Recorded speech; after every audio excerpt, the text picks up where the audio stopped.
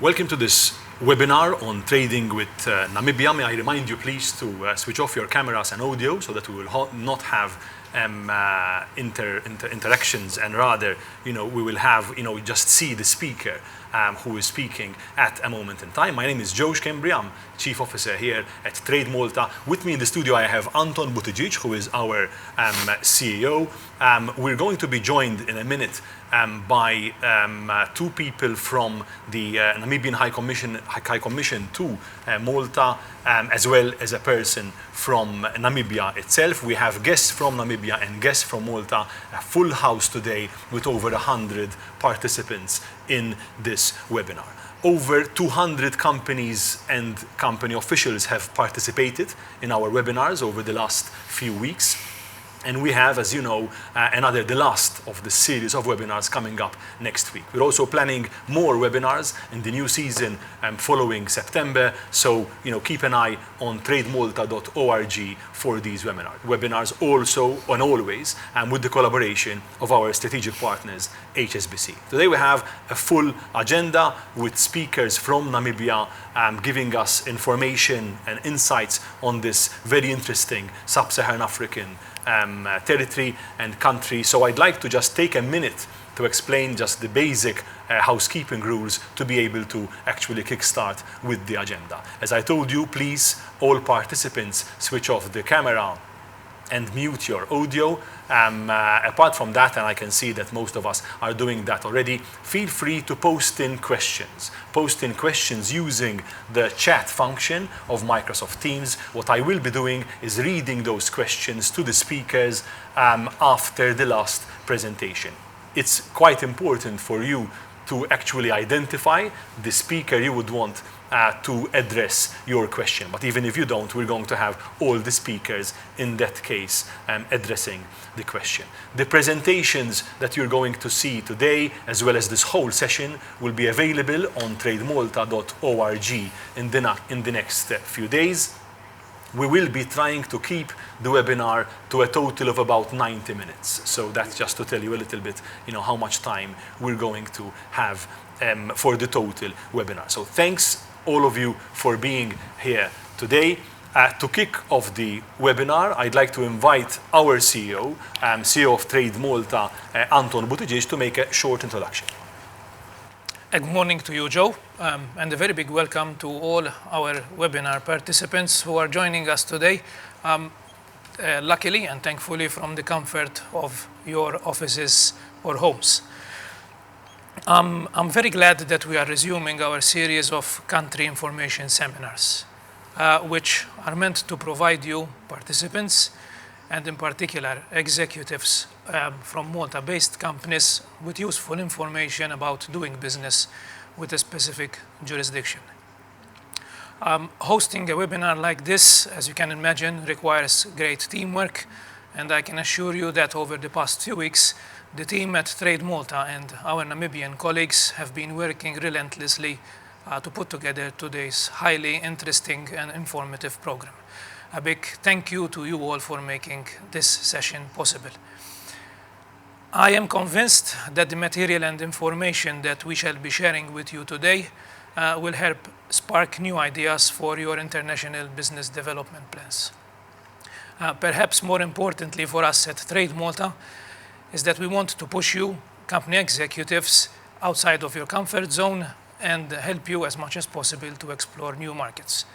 I think that today, in the current circumstances that we are living in, it's even more opportune to look for commercial opportunities in new markets and push forward your innovative business ideas and niche offerings with new commercial partners. I am therefore thrilled that today we have 4 distinguished guests joining us from the Namibian High Commission in London and Windhoek, who will talk us through the commercial opportunities with Namibia. More importantly, they will be sharing with us crucial tips on how this stable Southern African country could become a reliable commercial partner for your businesses, and why not a potential gateway into Southern Africa. I will leave my intervention to that. I thank you all for joining us, and I hope that you find this webinar useful for your future business plans. Thank you. Thank you, Anton. We have with us as well the Namibian High Commissioner to Malta, Ms. Linda Scott, who has some welcoming remarks. So, High Commissioner, if you're there, please, you have the floor. Thank you so much, Mr. Moderator, Mr. Joe Shembri. I'm delighted to be here and that we are able to highlight for business people in Malta some options for investment in Namibia. I'd particularly like to thank Trade Malta, who've set up the webinar under the leadership of the CEO, Mr. Anton Budicic, as well as Mr.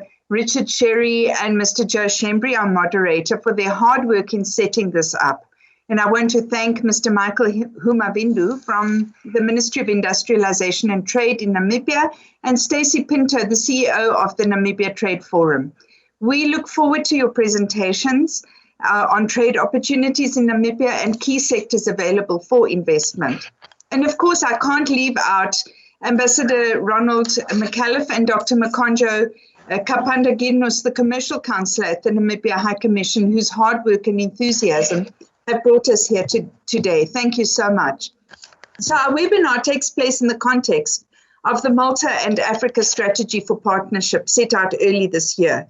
Malta is a small country with a vast experience of the importance of seeing beyond the horizon. It's therefore one of only a handful of European countries who have set out their own strategy to engage with Africa independent of the European Union.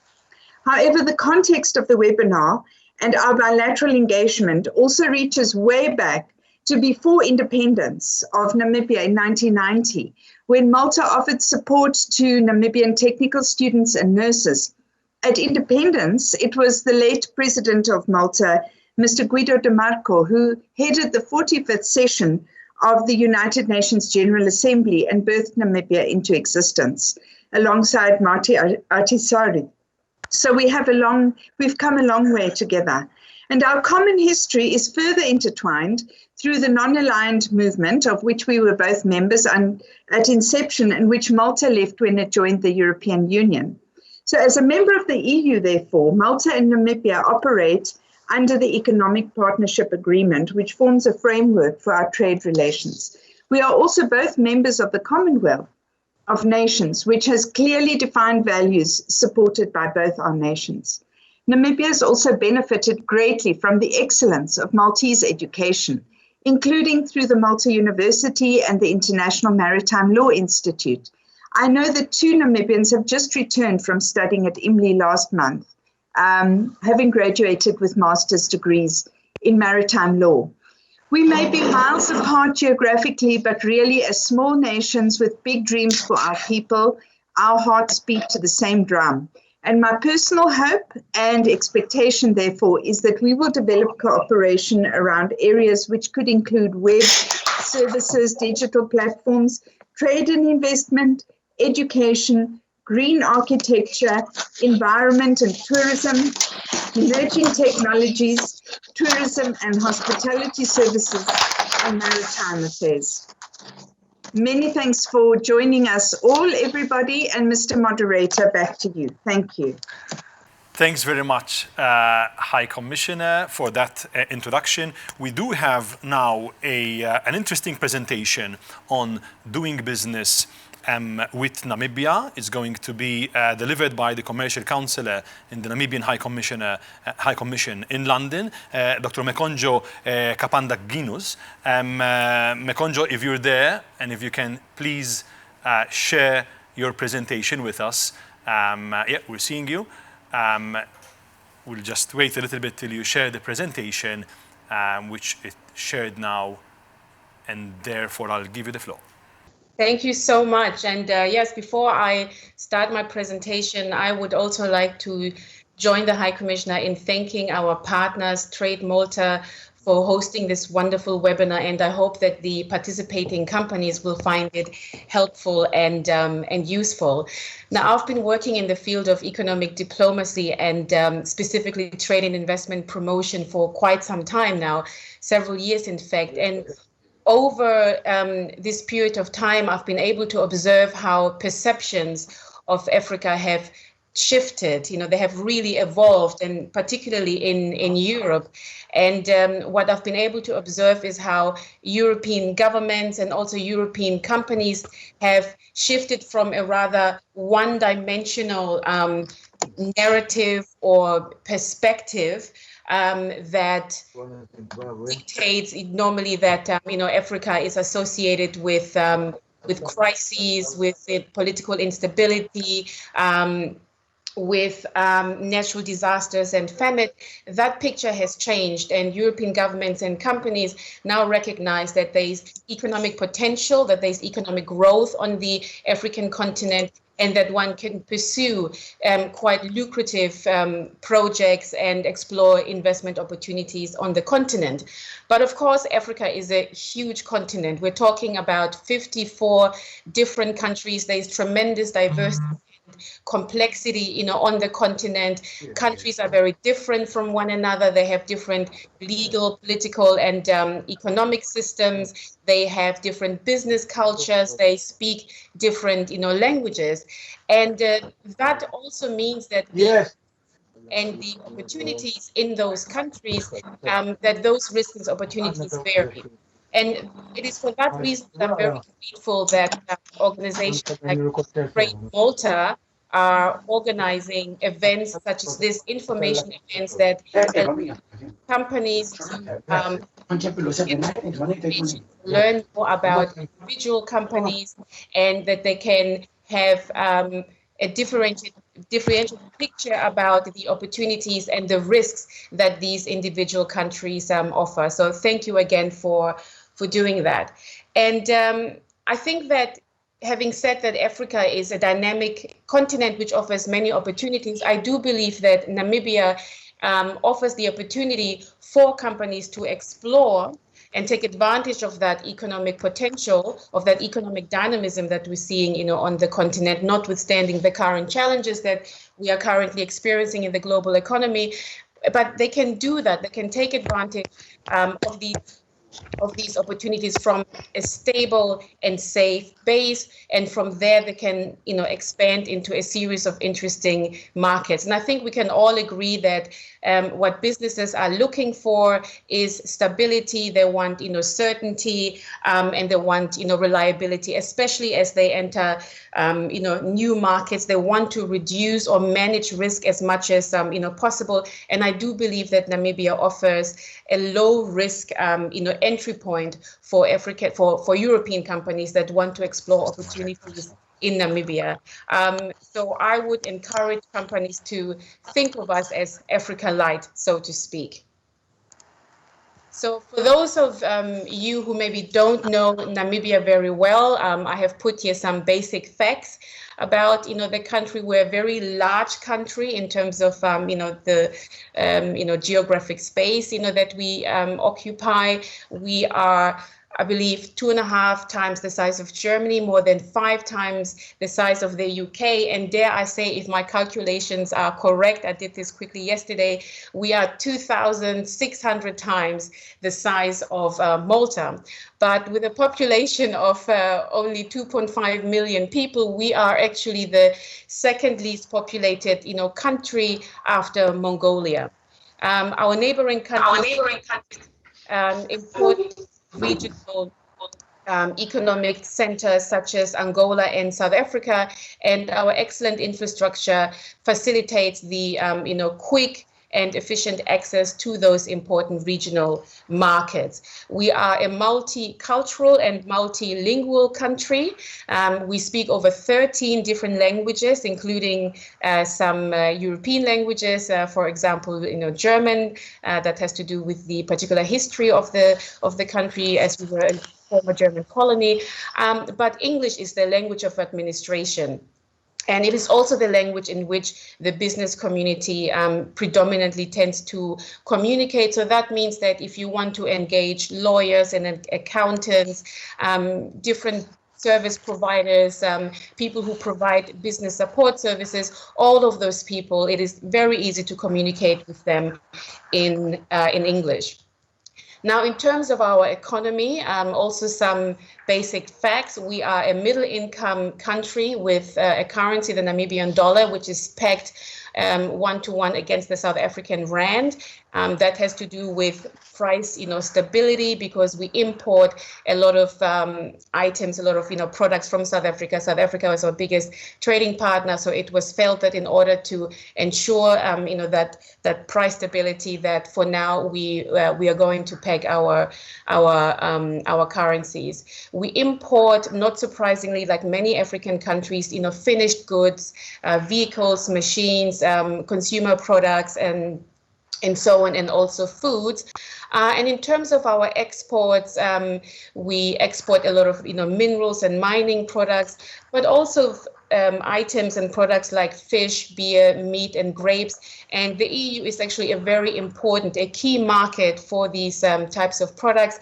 I can tell you, for example, that our meat is exported to Norway, not part of the EU, but a European country, Germany, the UK, and also Malta. So there is a possibility that if you have been, to a restaurant in the last, few, years, that perhaps you would have already sampled Namibian meat. And we believe that there is potential to export more of our products and also to diversify the range of products that we offer to global markets. And I'm also happy to report that earlier this year, we actually became the first African country to export meat to the United States. And I think this shows that we can produce as a country quality for global markets, and we're also able to meet and fulfill very stringent food and health requirements and standards, because as you can imagine, it's not easy to fulfill these requirements for sophisticated markets. And as I said, it shows that Namibia is able to produce quality for global markets. Now, at the beginning of my presentation, I talked about how important it is for companies wishing to expand, to Africa, to compare different markets, compare opportunities, and the potential of different countries and markets. And the information on this slide is really an attempt to help companies in this exercise by showing them how Namibia ranks in terms of our political and business environment, how we rank compared to our neighbors, our peers, and other countries in Africa. And according to international commentators and studies, I think we rank quite well, and we are quite competitive. For example, according to the Ibrahim Index of African Governance, which measures, by the way, the quality of governance in different countries. It looks at things like, rule of law, democracy, safety, different types of human development categories. So according to this index, when it comes to good governance, we rank 4th on the African continent. And according to Transparency International, we belong to the least corrupt countries on the African continent. We have a rank, or we occupy the 6th position. And according to Reporters Without Borders, we are the country in Africa with the greatest press freedom. And we rank 23rd in the world, which I think is quite an achievement. And when it comes to the business environment, when it comes to the economic competitiveness of our country, I think we also have done quite well according to the Global Competitiveness Index by the World Economic Forum and also the World Bank's Doing Business report. But we continue to strive to improve our ranking. The Namibian government is reforming in order to improve the business environment. We are trying to accelerate, for example, business registration processes and so on, so that we can rise in those international rankings.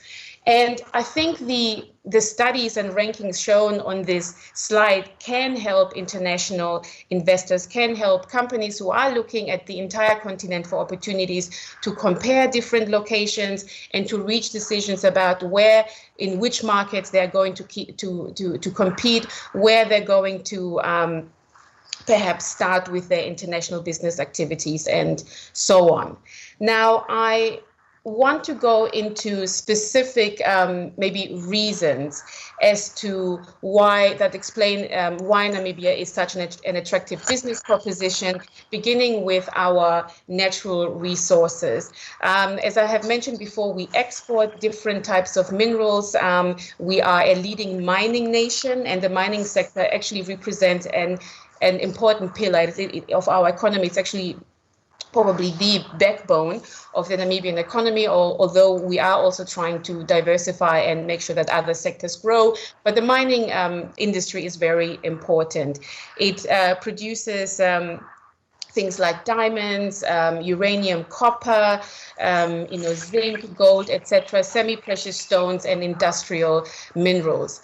We also have significant reserves for rare earth minerals or elements, and I think this is going to be a very strategic area where I think investors will want to look at Namibia. As you know, rare earth minerals are very important to a number of high-tech, industries, to the manufacturing industries. So I think that if we can develop this, reserve, we can increase Namibia's competitiveness. Namibia is also a leading oil and gas, frontier province. Most of the major oil and gas companies are busy in Namibia. They are conducting exploration activities, and we are hoping that we are going to see commercial oil production in Namibia very soon. Oil has been found, but the challenge is to find it in sufficient commercial quantities in order to make production viable. We are also a leading fishing nation. As I mentioned, our fish is, for example, exported to Europe, and the entire villages and towns, cities in Spain, for example, whose economy works only because they are getting fish and processing fish from Namibia. But when we talk about natural resources, I also want to highlight maybe more non-traditional products or resources that people might not be familiar with. We have, for example, indigenous fruits and plants, which are very unique to Namibia, and they can be used in a variety of sectors, including health, including food, textiles, and also cosmetics. And there might actually be one plant that you might be familiar with. This is the marula fruit. It is actually already being used by the Body Shop, I think a company which is well known. They buy marula oil from Namibia. There's a particular women's cooperative that collects the fruit and processes the oil, and the oil is used as an ingredient in a number of Body Shop products. But the marula fruit is also very versatile. It can be used also in the food industry. So a local beverage company is actually making this delicious drink that you see on the slide as well. So there's tremendous potential to explore these types of natural resources in Namibia.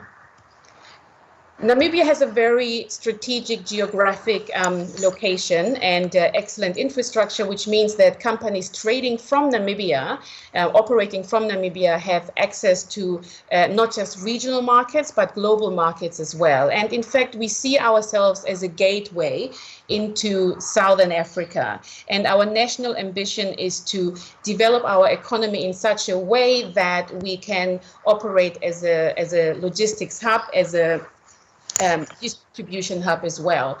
And I think it really makes sense to trade from Namibia because we are a member or part of a series of very interesting markets. For example, we are part of SACU, that is the Southern African Customs Union, where 5 countries have come together in order to harmonize their customs arrangements. And we are also part of SADC, which is the Southern African Development Community. This is a community of 16 countries bringing together over 300 million people, which obviously means 300 potential customers and consumers. So these are really sizable markets which can be easily serviced from Namibia. We have also concluded a series of trade agreements that give goods produced in Namibia, that means Namibian products, preferential access to a number of very important and strategic global markets. So, for example, Namibia has duty-free, or Namibian products have duty-free and quota-free access to the EU due to an economic partnership agreement that we have signed with the EU. But we also have a trade agreement with the US. That is the AGOA agreement, and that stands for the African Growth and Opportunities Act, which is an agreement that gives a number of sub-Saharan African countries, including Namibia, duty-free access to the US for over 6,000 eligible products. So it's a tremendous opportunities, and there are a number of European countries which are already taking advantage of this particular trade agreements. For example, Daimler and BMW are producing cars in South Africa for the US market. In the past, we used to have a Malaysian company that produced different textile products in Namibia for the US market. And I think that if we look at the global landscape at the moment, and with the current American administration reviewing its trade arrangements, trade agreements with different countries, with different trading blocs, and the uncertainty that introduces, I think it is not impossible to think that maybe because of AGOA, a lot of European companies might become in the future more interested in opportunities, in looking to perhaps manufacture and produce in Africa in order to secure that preferential market access to the US. So in order for Namibia to act as a transportation or as a logistics hub, obviously you need a good transportation system. And according to the World Economic Forum, we do have that. So according to the World Economic Forum, we have the 7th best transportation infrastructure in Africa, and particularly the roads are good. According to the World Economic Forum, we have the best roads on the African continent. And the quality of our port infrastructure is also good, where in that area we rank 5th in Africa. And because transportation infrastructure is so important to the country's growth and also development, as I mentioned before, we have this logistics hub ambition. It is a priority for our government. So there's a lot of investment that goes to improving the quality of our transportation infrastructure, improving the connectivity to our neighbors. And our transportation sector is supported by a well-organized logistics industry, which features both local companies, but also some of the international players which are mentioned on the slide. And I'm very happy to tell the participants that we have the Secretary General of the Namibia Logistics Association, with us. So perhaps if people have, questions with regards to the logistics industry, how it can also support companies that want to trade from Namibia, how it can act as a partner and just as a contact point, I'm sure that we can facilitate an exchange with the Namibia Logistics Association. Now, under normal circumstances, it is quite easy to travel to Namibia, to access Namibia. Our national airline usually has daily flights between Frankfurt and Windhoek, but we also have other international airlines, KLM, Qatar Airlines, Ethiopian Airlines, South African Airways. All of these airlines fly regularly to Namibia, meaning that we have a great number of tourists and business people who are able to travel safe and quickly to Namibia. The Port of Walvis Bay is so central to our competitiveness, and it plays an important part in this logistics hub vision that I have mentioned before, that I would like to just mention a few words or talk about it a little bit. It is a safe and efficient port. Unlike other ports in the region, it is not congested. There are no problems with with theft, and it is really world class in terms of the equipment and the technology that is employed at the port in order to handle cargo.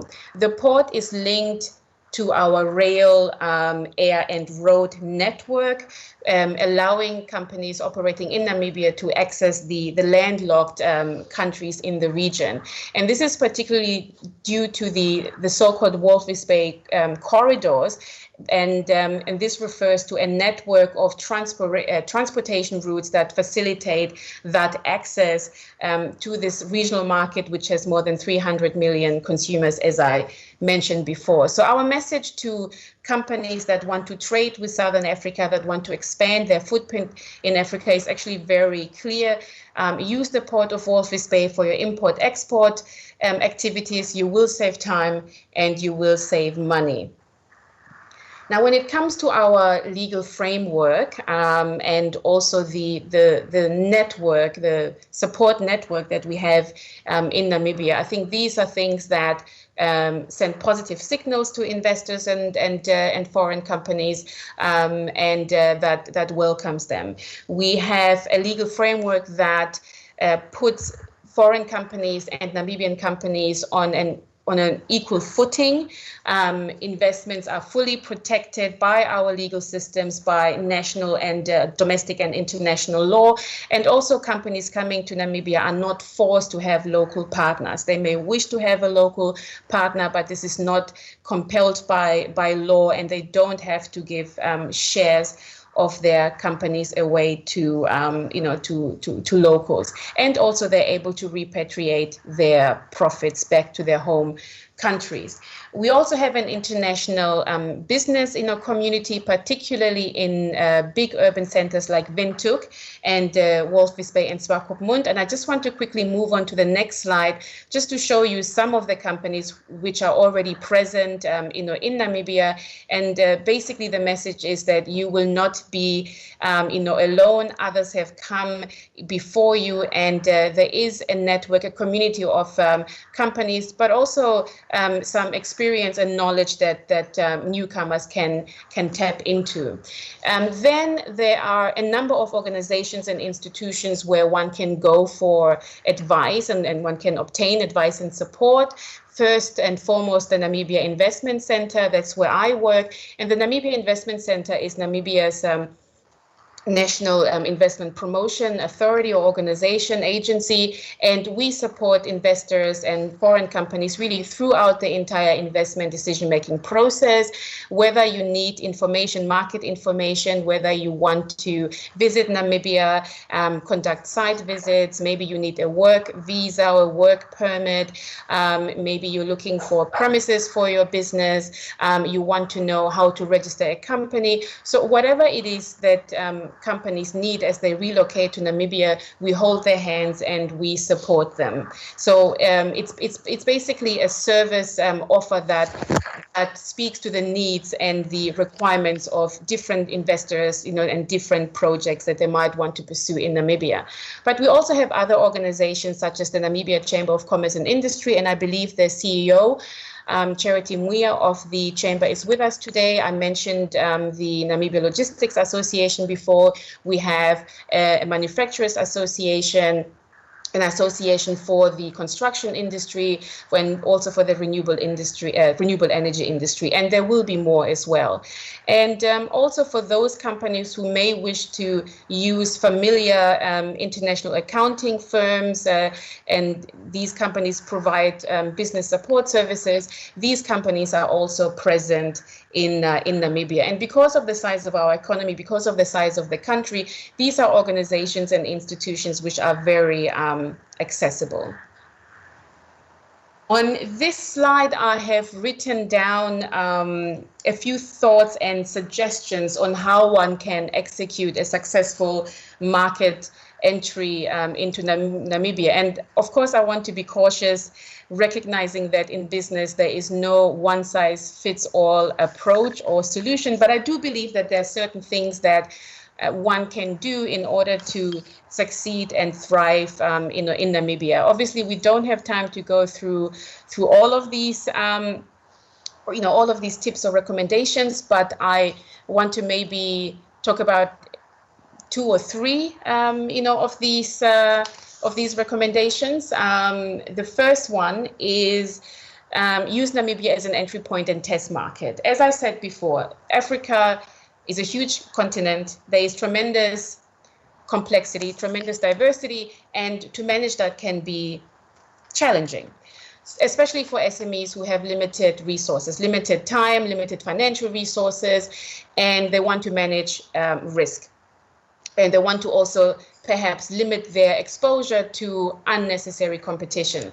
And my advice to these companies would be to find an easy entry point, go to a place where you don't need a huge amount of money in order to start a project, so limit that initial capital expenditure, where you can start small, where you can scale up, where you can test the market, understand what are the local requirements, and gain experience, tweak maybe your product and service offer, and then expand into the market.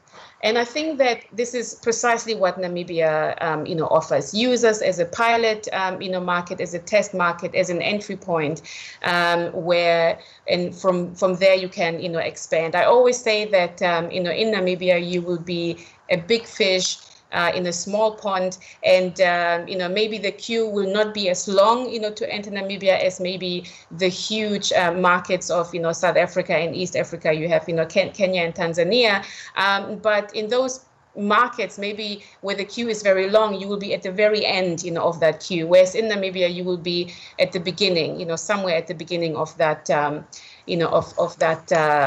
of that queue. Another recommendation: innovate for local conditions, adapt your products and services to the needs of local customers.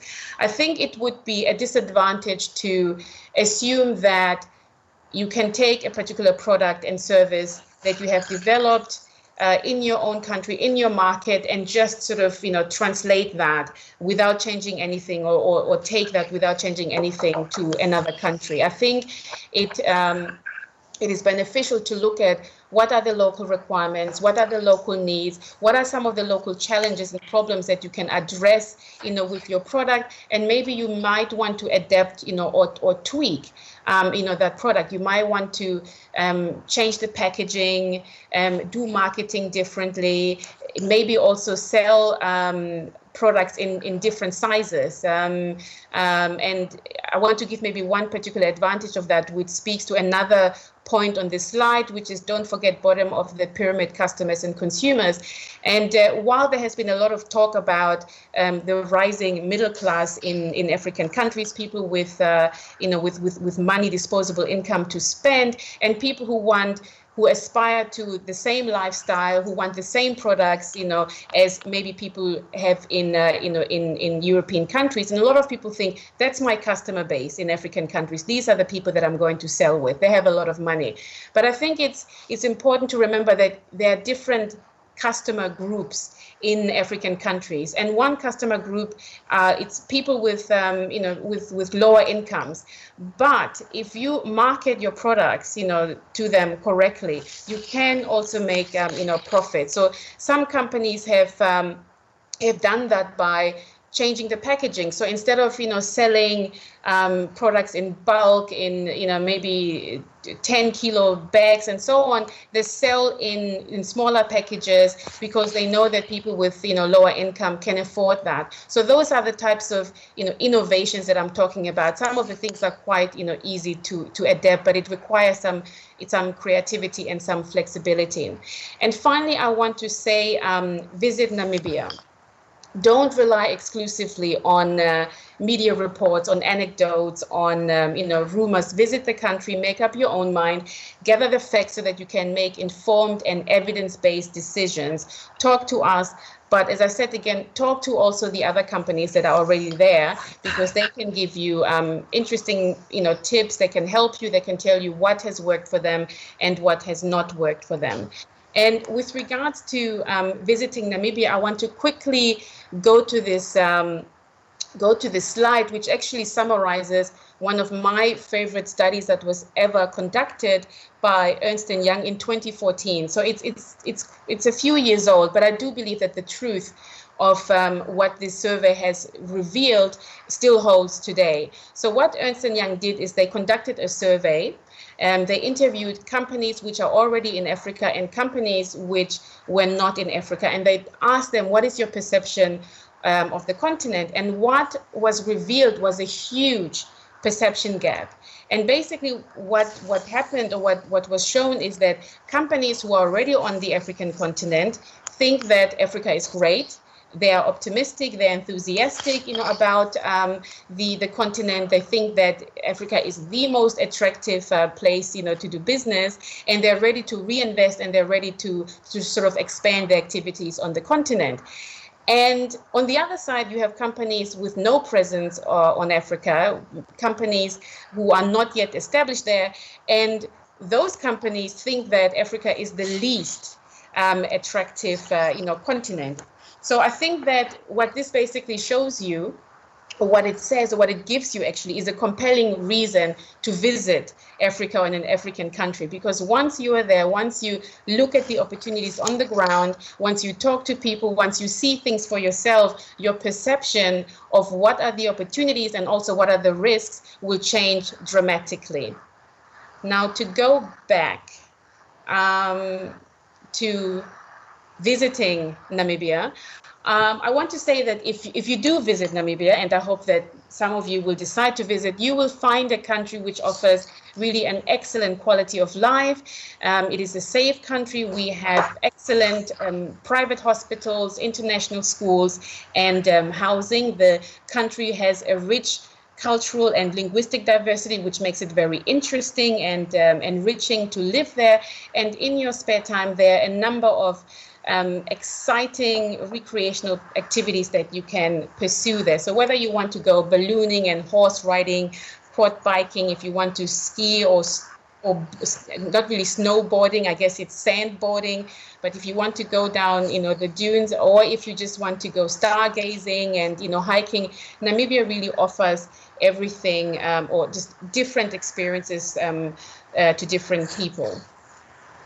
We also have spectacular landscapes and wonderful, really stunning lodges which are built against the backdrop of these landscapes. What you see on the slide here is one of my favorite sites in Namibia. It's where the desert meets, the sea. So that's our coastline. The coastline is over 2,000 kilometers long, and it is part of a huge national park, which is over 26 million hectares big. And just to give you an idea of what that means, this is an area which is bigger than Portugal. We also have the oldest desert in the world, with some of the highest sand dunes in the world. Some of them are over 400 meters tall. We have the second largest canyon in the world, that's after the Grand Canyon. And in a place called Twyfelfontein, you will find rock engravings which are over 6,000 years old. It's actually the largest concentration of rock art and rock engravings in Southern Africa, and we call it the largest or one of the largest open air galleries in the world. So I think that's really a view that one has to behold. We have tremendous diverse wildlife which can be observed in over 30 national parks and 60 conservation areas. We, for example, have the largest population of wild cheetahs in the world. And in fact, these game parks and the nature reserves cover 18% of the country's surface area, and over 43% of the country is under some type of nature conservation. So for everybody who has been longing to get back to nature, I think this is something we can all can sympathize with in this current environment, with the pandemic. I think Namibia offers countless opportunities to appreciate the wonders of the natural world. This brings me to the end of my presentation. I hope I've been able to give you a sense of some of the advantages that Namibia offers to Maltese and European companies. And I hope I have encouraged you to visit Namibia in order to explore some business opportunities in the near future. And I look forward to your questions during the Q&A session. And thank you very much for your attention.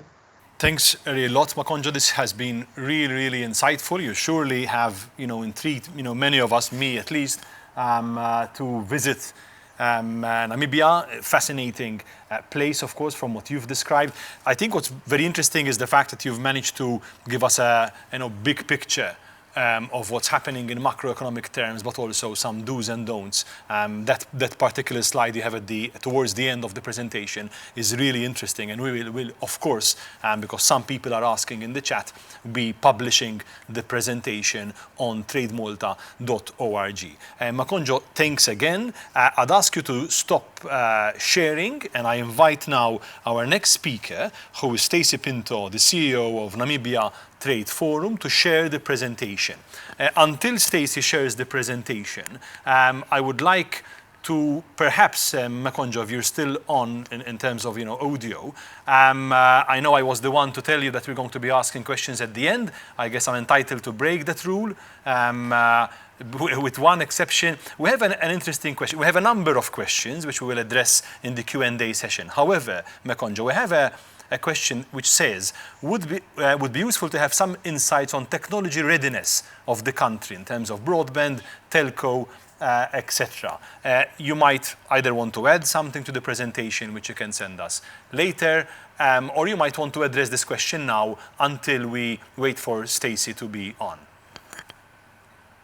Well, I'm happy to provide additional information, in writing, and add a couple of, slides to that topic, on that topic to my presentation. But I think, the ICT infrastructure in Namibia is quite good. We have the I think it's called the West African Cable System, which has landed in WALVIS Bay, and that is part of our ICT infrastructure and provides for broadband internet, connectivity, throughout the country. I think this is something which we see as a tool that facilitates, business, but it is an area that where we think further investments are actually necessary. You have very good connectivity in the urban centers, as I have mentioned, but Namibia is a very large, country, so we also have to think about, innovative ways of developing that infrastructure in a country which is very big, where it can be sometimes, cost prohibitive, in order to develop, that infrastructure. But I think that, we have very good, ICT infrastructure, in Namibia. And I think that in order to develop, further digital industry, further investments and further expansion, will be needed.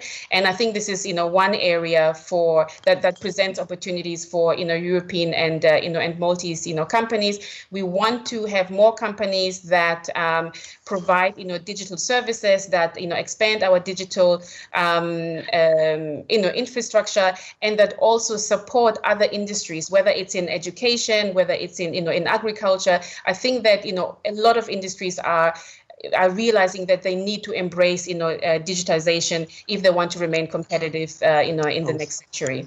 Great. So Makonjo, thanks again for that. It was Dr. Makonjo Kapanda-Girnus, who's the commercial counsellor in the Namibian High Commission in London. Finally, Stacey, if you're there, and I see that you're sharing the presentation already.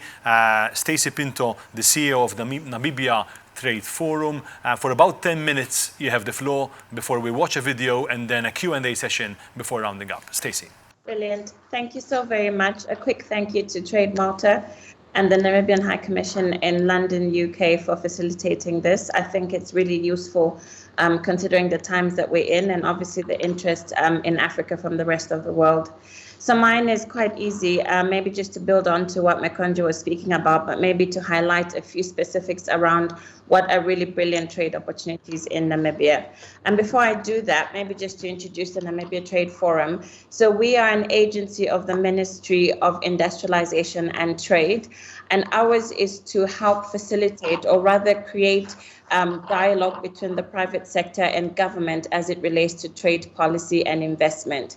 So what that does is that it creates a really sweet spot for us to completely have our hand on the pulse of the private sector, but also understanding what government is doing as it relates to trade policy and investment. And that's really to say or speak to the fact that if there's potential investors from Malta, you can be well assured that you have a credible place or organization with which you can use to sort of have contact with the Ministry of Industrialization and Trade. So I just thought to put that out there in case there's interest or questions after this. I'll go right into my presentation.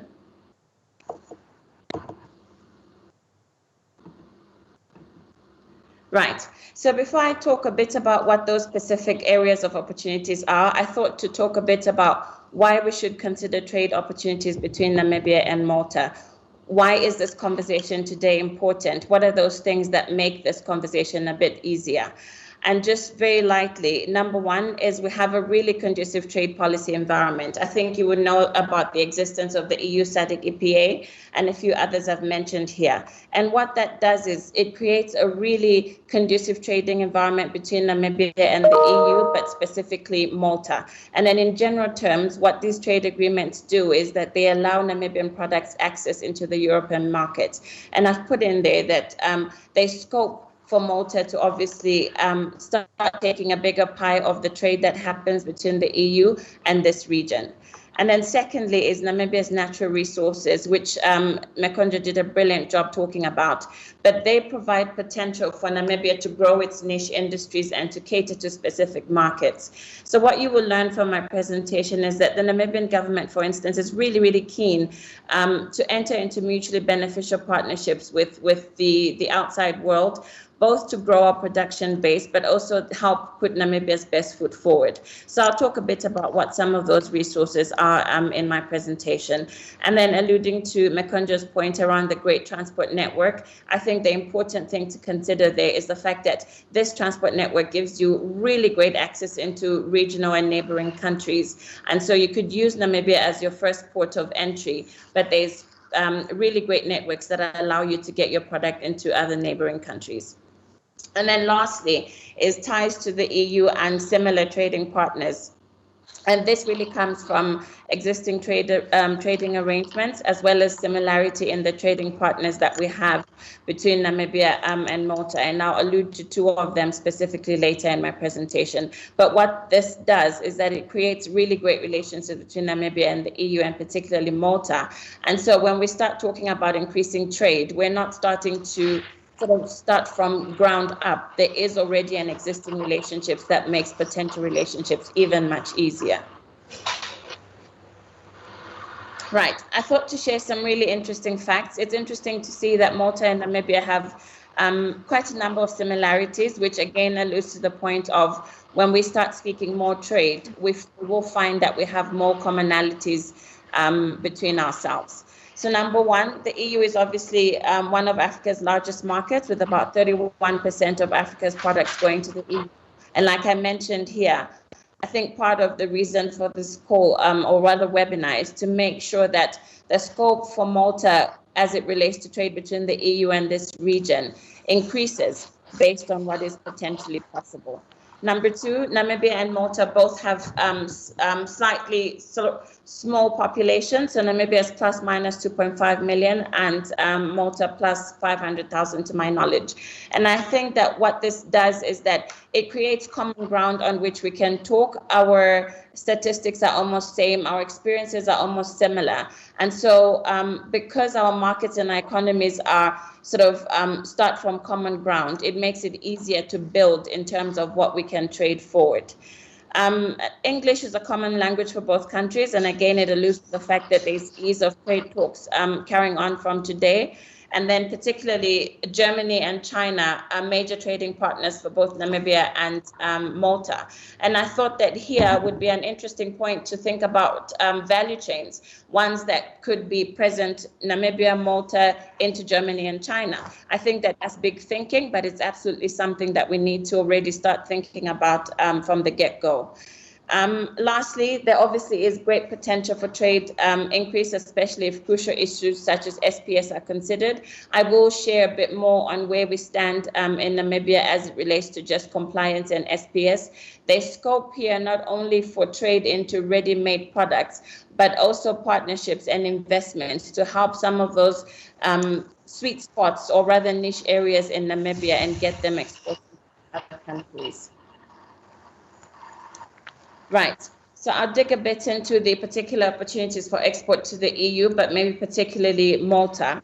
And just to give you a foundation or a basis on which some of these industries were selected, in about 2015, the Namibian government launched what we call Namibia's industrialization policy. It's called the Growth at Home strategy. And if you go to the ministry's website, you get that full document there in case you're interested. And what that does is that it identifies strategic sectors with great potential for growth.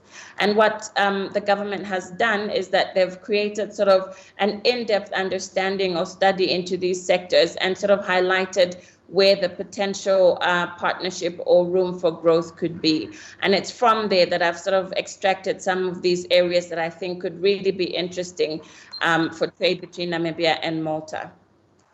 Number one, obviously, is cosmetics. I think you saw a really brilliant presentation there around the marula oils. This is one industry that we have seen grown exponentially. So in the past 10 years, 10 years ago, we saw a lot of sort of local production, women cooperatives growing the fruit and harvesting the oil.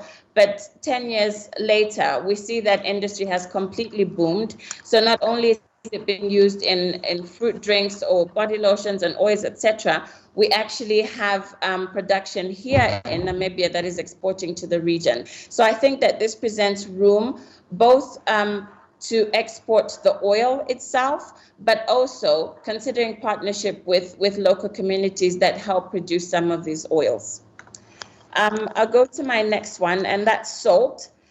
Namibia is one of the largest solar sea producers in sub-Saharan Africa.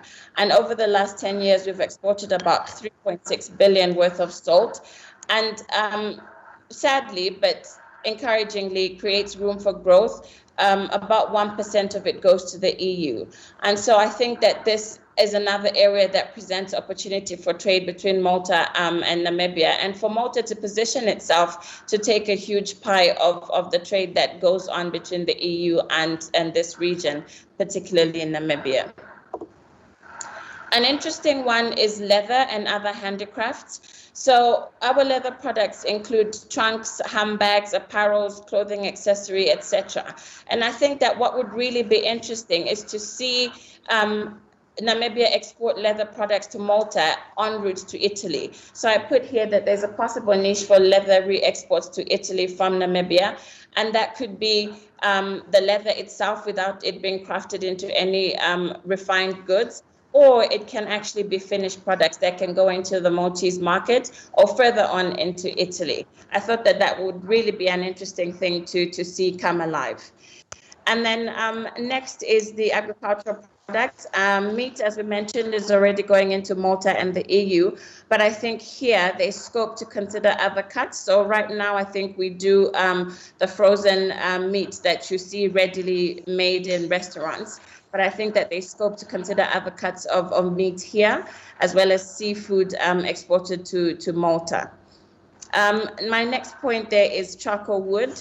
I would love to visit Malta one of these days and see what your grilling culture is.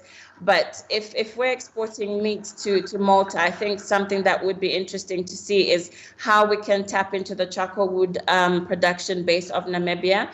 So Namibia is globally the 5th largest producer and exporter of charcoal. And I think why this is really, really brilliant for Namibia is that this industry is a win-win business, because it creates space from where the bush is taken. And so it creates space for farmers to do some growing. So it's something that is ripe for investment, I think, but also ripe for export of ready-made charcoal products. I'm almost ending, but I think that some more areas for potential export between Malta and Namibia is wine. I think you might or might not know that Namibia is almost like the third largest importer of wine in Africa, and there's potential for Maltese wine to get into the Namibian market. So I think that could really be an interesting thing to take on. And then interestingly, speaking to the commonalities between Namibia and Malta, one thing that both countries are sort of trying to master is where we get our water and how. And it was interesting to learn that Malta sources most of its water underground and through desalination projects. And so you will note, or you will learn that Namibia is trying to embark on a really brave desalination project. And I think that that's where we can leverage off the experience of Maltese companies in this regard, and sort of tap into investment potential, but most importantly, knowledge sharing around how Malta has mastered this particular area. And then lastly, obviously, is renewable energy, but more broadly, our services sectors. This is transport, logistics, health, and tourism. I think those are common services sectors for both countries.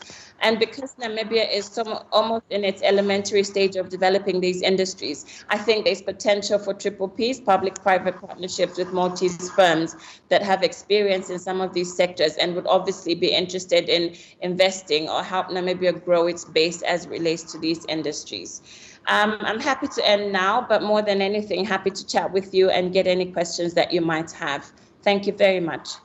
Thanks, Stacey. This is really, insightful and very, very practical. It really got us thinking on various levels, including on, inviting you to Malta. This applies to you, to the High Commissioner, to Mekonjo, and other people. It's been really a pleasure working with you all. Before we take questions, we have a video which is about, I think, 3 minutes.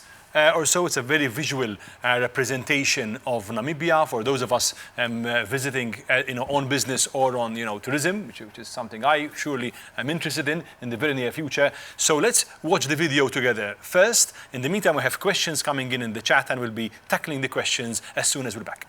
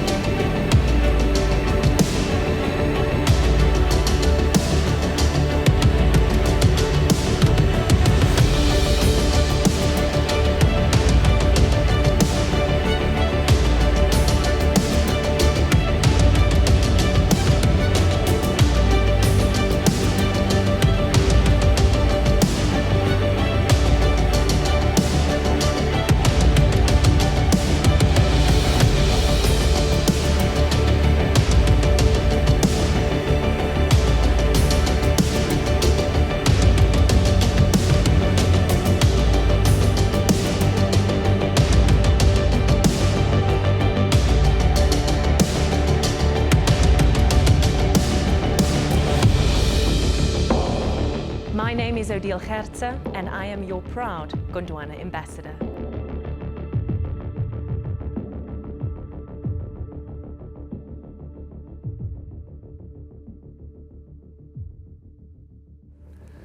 I think that's really fascinating. You managed to, bring us so close to Namibia in such a short period of time. So thanks to Mekonjo, to the High Commissioner, and to Stacey as well.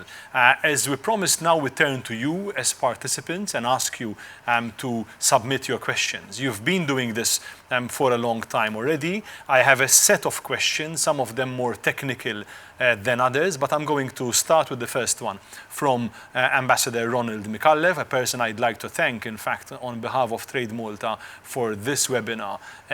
Specifically, his question, a little bit technical, I would say, so I'm not sure who would address it, but it's up to you, is this.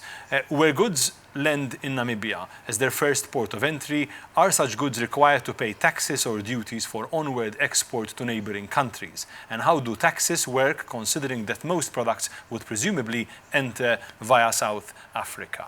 I'm not sure if this is Mekonjo or Stacey, perhaps. I'm happy to take that one if that's all right. Great, yes. Right. So maybe just to take you back to one of the points that Mekonjo mentioned. So Namibia is part of SACU, and that's the Southern African Customs Union.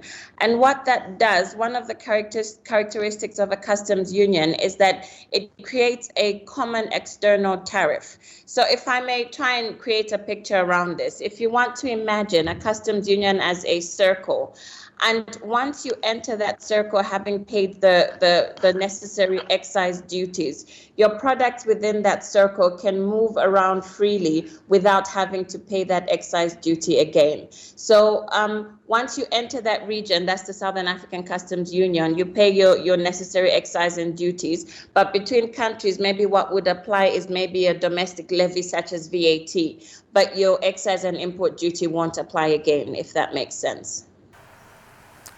Okay, I guess that clarifies. Another question is there a minimum capital required to foreign entities to set up in Namibia? I would also imagine this is Stacey, but feel free, Mekonjo, to contribute as well. Yes, I can take that one. No, we don't. Okay. We don't have a minimum requirement for investors. We don't have an extensive screening process. Maybe that other countries might have. What we do want to see is when investors, come, for example, to the Namibia Investment Center and they want support and advice on how to set up their business, we want to see that there is, sufficient capital in order for them to implement their business. But really, the amount of capital that is required depends on the business strategy and the type of business that they want to implement. And that's why I want to emphasize again that Namibia is open to companies and business proposals of different sizes. We're very much aware that companies, when they're new to a market, they want to test things out. They, for example, don't necessarily want to invest in buildings and physical infrastructure. They may first want to lease and rent buildings. So there are many ways in which that initial capital expenditure can be reduced, and we recognize that, and we do not require a minimum amount of money that needs to be spent in order for a company to do business and operate from Namibia. Okay, Mekonjo, that's very clear. I believe we can, move to the next one, which is also quite specific. Is there interest from Namibia, you think, for cybersecurity and software development companies? This is actually a quite topical issue in Namibia. I think it was possibly earlier this year. There was a workshop, a cyber crime workshop, which was facilitated by the Commonwealth, and maybe the High Commissioner may want to say something about this as well. So there's a debate, around this issue. We are trying to develop a national cybersecurity, strategy, because there are a number of industries and sectors which are particularly vulnerable to cyber attacks. We're talking about the banking, sector in particular, but there are all sorts of electronic transactions and just data which is there to being hijacked and so on. So I think there is an interest both on the part of government and the private sector. The challenge will be to put into place a legal framework, and there are ongoing discussions about this. But I think that you will find that people have become sensitized to this. So I think that there are opportunities for dialogue. There are interesting exchanges to be had with different sectors and companies that are particularly, I think, vulnerable and have recognized that vulnerability and are looking for solutions. And I think we also have some local capacity, perhaps if I can call it that, in this area. We have, for example, graduates from the Science and Technology University that we have in Namibia, people who have come together to create programming, platforms, different digital platforms. So that there is some skills also available, in the country. And I think these are people that might also be invited to be part of, of this conversation, because they know the local market in Namibia quite well and could be just useful contacts. Stacey, I wonder if you want to contribute to this as well. Yes, please, if I may add. So I think that there definitely is scope for investment in this regard. But I think what's important to mention in terms of legislation, so before we sort of open up, it's important that our domestic legislation is sort of up to date. So what I can say is that Namibia last year already passed the Electronic Payments Act, and that has sort of recognized that e-commerce trade between businesses. But what I know should be tabled soon is the Cyber Protection Act, as well as the Data Protection one. I know that Parliament will be considering that in the later part of this year, and I imagine that after that, that will give us the certainty we need to sort of be more active around calling for investment in this regard. Thanks, Stacey. I have an interesting question. I guess it represents a lot of, the people and companies involved perhaps in manufacturing. It goes like this. Would goods produced in the EU and exported to Namibia face any particular logistical, administrative or tariff barriers if they are transported or re-exported from Namibia to neighboring countries, including South Africa, Angola and Botswana? Again, I would imagine Stacey would start, and then Mekonjo, and of course, the High Commissioner anytime. Maybe just to highlight that Namibia has already signed and ratified what we call the Trade Facilitation Agreement, and that's meant to ease the flow of goods both into the region but also in Namibia. And so we're really proactive around ensuring that we are building a synchronized system that allows for flow of goods within the region. One project that I know the Ministry has embarked on is the National Single Window, and that's a customs tool that's meant to ease the flow of goods between countries in the region. So there are some bottlenecks, but I think that what's more important is the fact that Namibia is completely committed to making sure that we're reducing non-tariff barriers to trade in goods. Mekonjo, if you'd like to address the question as well. I think this is where, for example, the Namibia Logistics Association can be a very good, partner, because there you have, freight forwarders, people who can help you with customs, clearance, who are members of this association, and they can give you that very practical advice in terms of, what you need to do, what papers, what documentation do you need, to have in order to export to Namibia. And there's at least one, company, Transworld Cargo, a Namibian company, which has an office in Europe, in Germany. So they are, very easy to talk to, because I do believe that these are things that can be outsourced. I think that, very few companies want to, bother themselves with the, complexity of the documentation. And I would, seek professional advice and, support from the companies who specialize in this area. I believe Her Excellency would like to intervene here as well on this question, if I'm not mistaken. Thank you, Mr. Moderator. I just wanted to actually add a little bit to give a picture about Namibia's digital scope, because a lot of people don't realize that Namibia is actually quite clued up on, being on internet, using the internet, using digital payment systems. This is normal for us. In fact, I have found that traveling around the world, it's not always logical for people coming from Namibia that you can't just use your card, and that in some countries you still need to use cash or checks. So in Namibia, it's very easy to pay digitally. It's very easy to pay with your phone.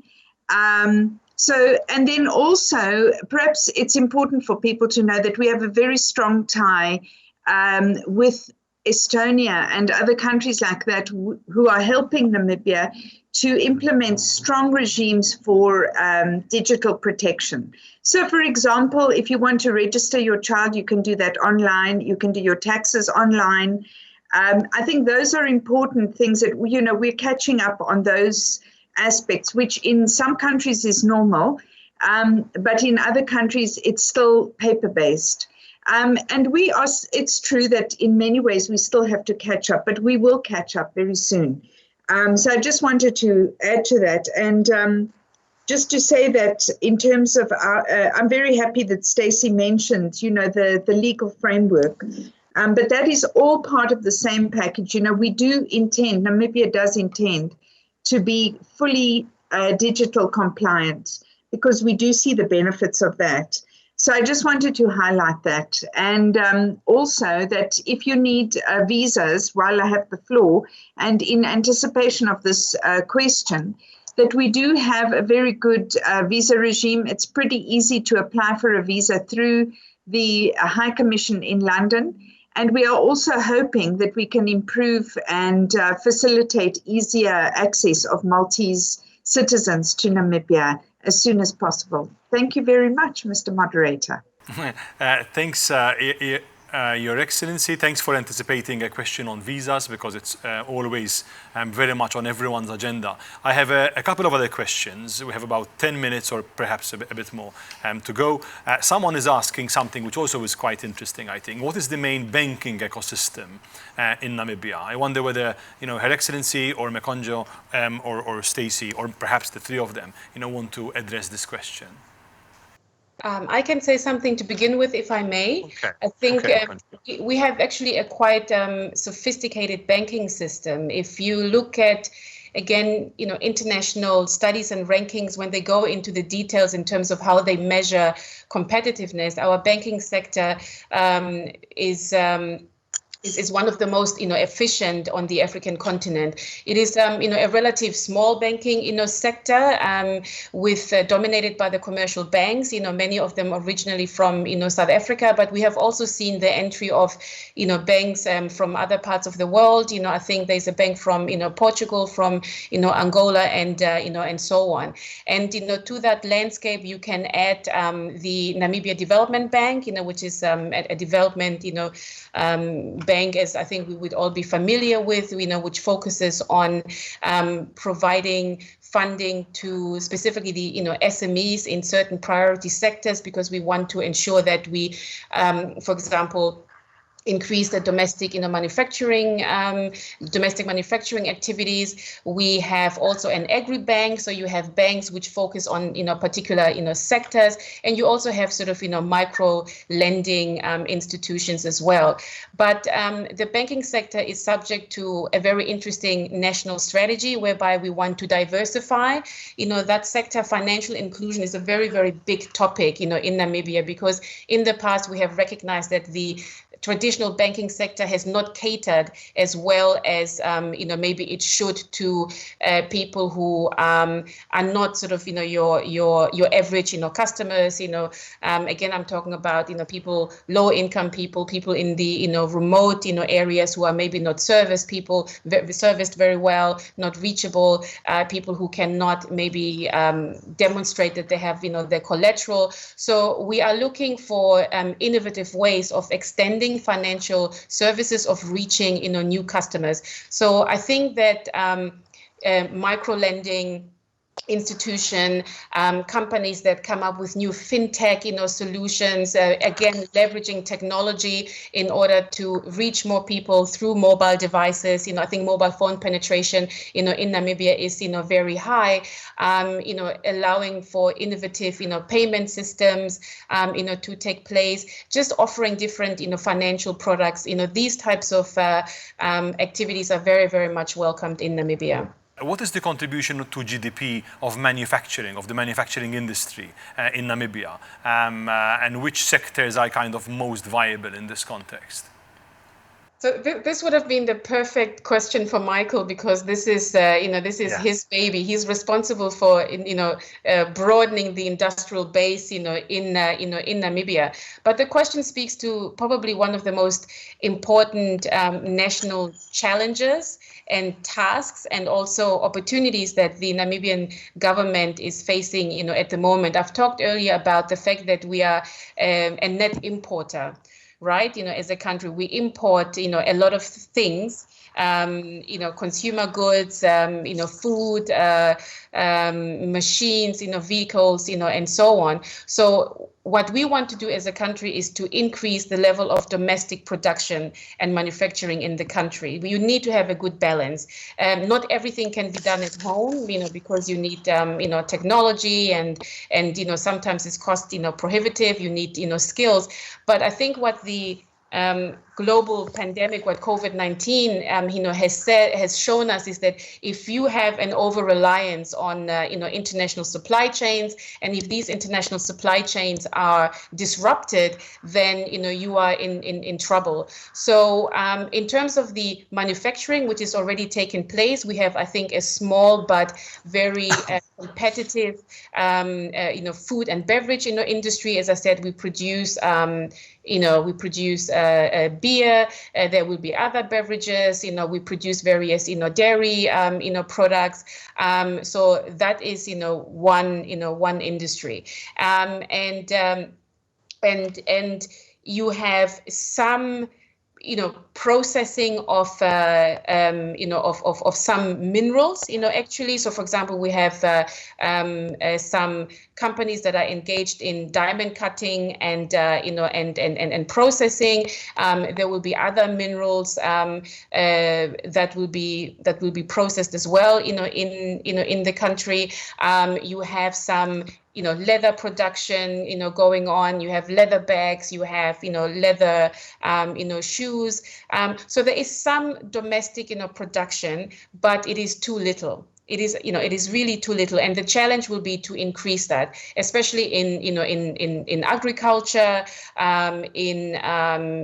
but also there, I think there's some consumer goods, which can be produced, locally, and there are tremendous, opportunities. What we have done actually as the Ministry of Trade, and I can send a presentation, about this, is we have identified a series of, value chains. So we have looked at what resources do we have in the country, what skill do we have in the country, and which value chains can we, promote and further develop. So we have looked at, seafood. By the way, there is also some already production and value addition in the seafood industry. We have looked at, leather, and I think Stacey has talked about, charcoal. So there are a number of, sector-specific value chains that we have identified where we think that Namibia can, on a competitive basis, increase domestic manufacturing. Great. Mekonjo, if I may, you did mention Michael, and Michael Homarindo had to be with us today but we had some technical problems before. He is the person responsible for sectors in the Ministry for Industrialization and Trade. If Michael is with us, and I believe Michael is with us, of course he can contribute to answering this question on the various sectors in the economy of Namibia. So Michael, if you are there, feel free to intervene at this point.